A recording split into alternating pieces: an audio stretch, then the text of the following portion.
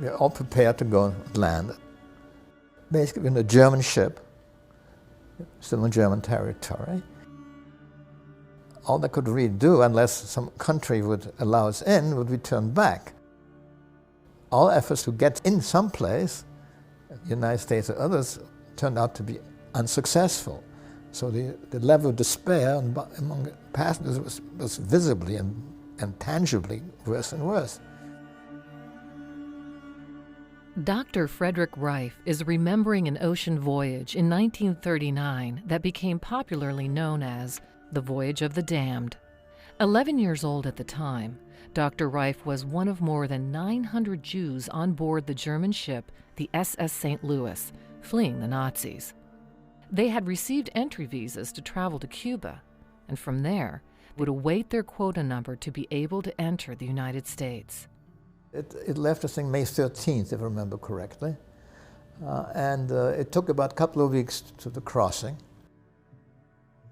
The ship sailed into Cuba's Havana harbor on May 27, 1939.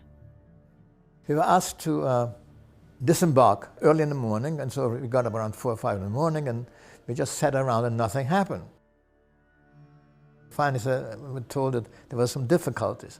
And the glitch was that the Cuban government, who had in fact issued these permits, entry permits, had decided that they did not want to honor these permits. The story of the SS St. Louis's ill-fated journey from Hamburg to Havana is one of the saddest in Holocaust history. Over 900 Jews from all over Europe had purchased fares on the German luxury liner with their Cuban entry permits in hand. The permits allowed them to escape from countries that were persecuting Jews and start a new life. As the Nazis enacted laws that were more and more restrictive and punitive, it became clear that there was no future for the Jews of Europe. Frederick Reif and his Austrian Jewish family knew they had to flee. In 1938, when I was 11 years old, Austria was occupied by the Germans, overrun by the Germans. That particular event really changed my life completely. There's brown shirt troops would essentially plunder Jewish stores and capture Jews on the street and force them on the hands and knees to clean the sidewalk. It became an impossible situation. My father was a dentist and he was not allowed to practice anymore, and he got very depressed, and so 6 months later he committed suicide. Frederick was left with his mother and younger sister. The family was suffering financially, socially, and even academically. Like all Jews, Frederick was pulled from his school and sent to a special Jewish institution following the Anschluss, the annexation of Austria by Germany in March 1938. Then, on November 10th, came Kristallnacht, the night of shattered glass. The first organized violence by the Nazis against Jewish individuals and businesses.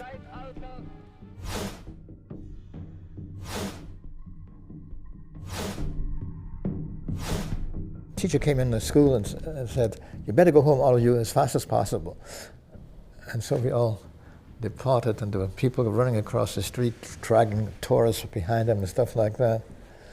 And so I finally made it home, and things were fairly quiet. And then in the evening, there were about 4 or 5 people who came and rang the doorbell. One of them was a super of our apartment, and they came with a pistol, and they went through all our belongings and took whatever they could and insulted my mother and so on and so forth. That was Kristallnacht for me. The Jews of Austria, in fact, were shocked by how quickly the Austrians adopted anti-Semitic laws. The various edicts and other legislation which had essentially been passed for Jews since 1933 in Germany were all of a sudden imposed in Austria in a much shorter period. And so you found a much quicker transition to that. The moment we got overrun, it was very clear that it was an untenable situation, but there was no way of getting out. So there's a question, who will let you in? So basically we felt, and certainly my father felt, we were trapped animals. After his father's death, Frederick's mother continued to look for a way out. She finally bought an entrance visa to Cuba, and from there, the family hoped to make its way to the United States. But why Cuba?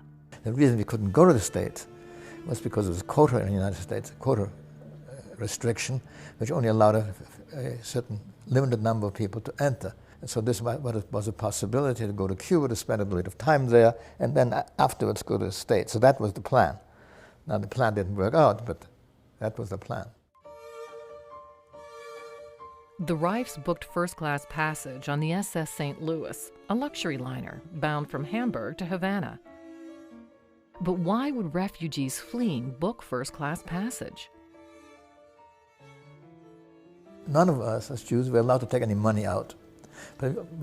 So all the money we had to be left behind. So we might as well buy a first-class ticket instead of leaving it behind. And so the trip was like a luxury cruise.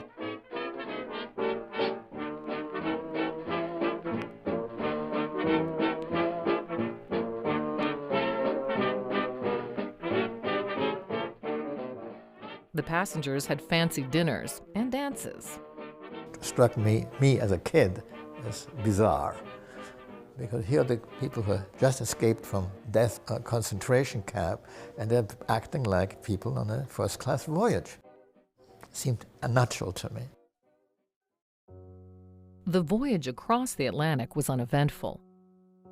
Then the boat pulled into the Havana harbor. Political infighting, as well as growing anti-refugee sentiment, led the Cuban government to not honor the entry visas. Then began frantic negotiations to try to find a haven for the 900 Jews. So finally it became clear after about a week that basically the ship could not stay, and therefore it had to turn back and go back to Germany. This changed the mood completely. There were suicide attempts among passengers. The atmosphere on the ship on the way back was just terrible, because everybody said, what that means going back to Germany, and the conditions worse than the ones from which they departed.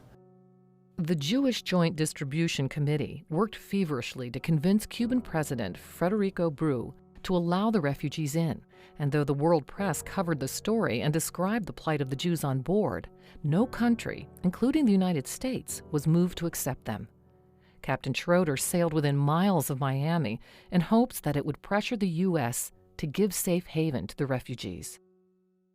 And so we came within sight of Miami. In fact, there were Coast Guard ships which seemed to follow the ship, probably to make sure nobody would jump ship. So we were very close, but since nothing happened, the ship had just to turn back and turn east and go. With no one willing to take in the 900 Jews, Captain Schroeder had no choice but to return to Germany. And then it was only in the last moment, about a couple of days before due to arrive in Germany, the telegram arrived that because of negotiations, 4 countries in Europe, namely France, England, Belgium, and Holland, had decided to divide the refugees among them.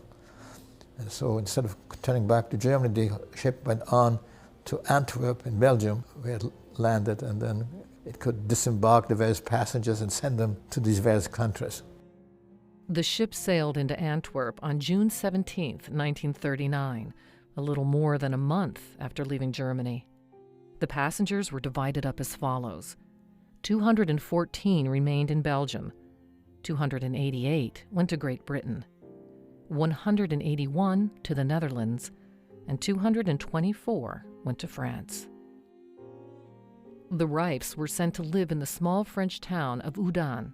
The family had no money, no resources, and didn't know the language, but Frederick was smart and soon adapted. Oudan was a town of about 5,000 inhabitants, and there was one public school, and there was one head teacher who essentially paid special attention to me so I'd learn language and stuff like this. End of academic year, I was pretty much perfectly fine. I was okay. I could compete with the best of them. But this was also the time when Germany invaded France. That was in May 1940.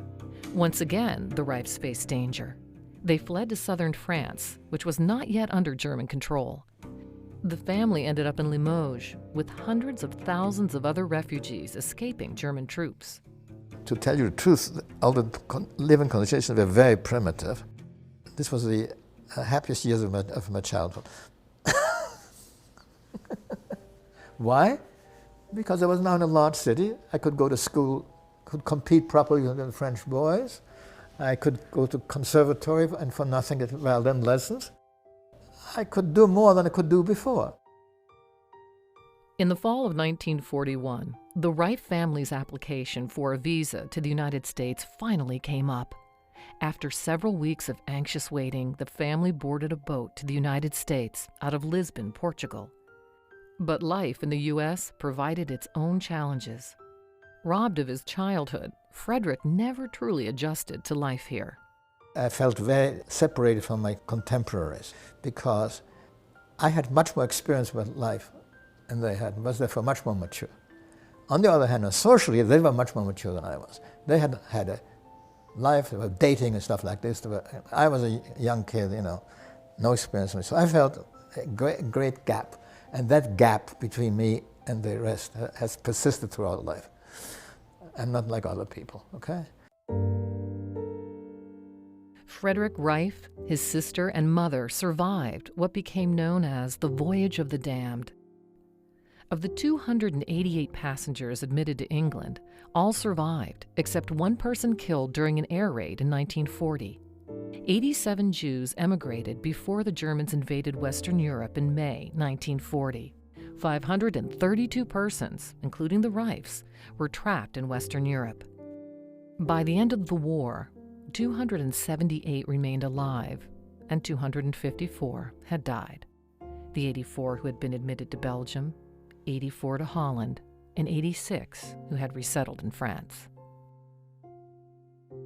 In fact, one thing which struck me throughout all the journeys, there were several occasions where I could easily have died. There's absolutely